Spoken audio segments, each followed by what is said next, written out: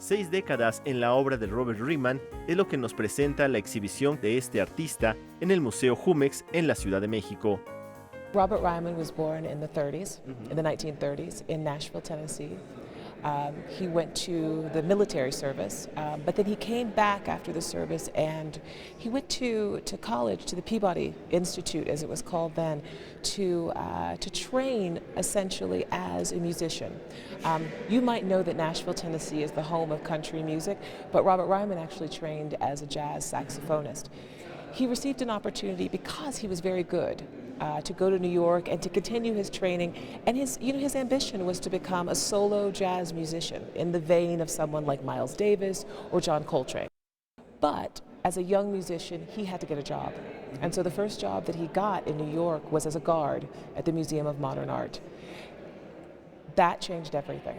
Perhaps if he had gotten a job at somewhere else, he might not have been a painter, but at the MoMA, he came in and he met artists, living artists. En sus primeros cuadros y collages de mediados de los 50, experimenta con el material, el color y la pincelada. Opta por el cuadrado como formato ideal para evitar cuestiones de proporción.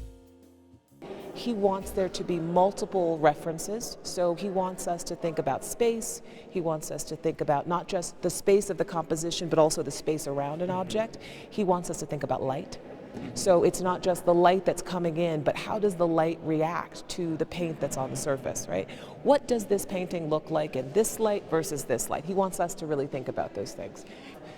He wants us, I think, also to think about size and scale, which is why you have, very, very small works on paper and then large-scale paintings. So in that way, that might not be a direct connection to music, but it is a direct connection to making tonal variances, which is what music does.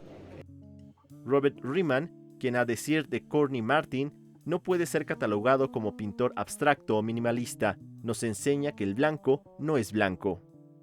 The white is not white, and this is the thing that you learn when you really look at Riemann's work.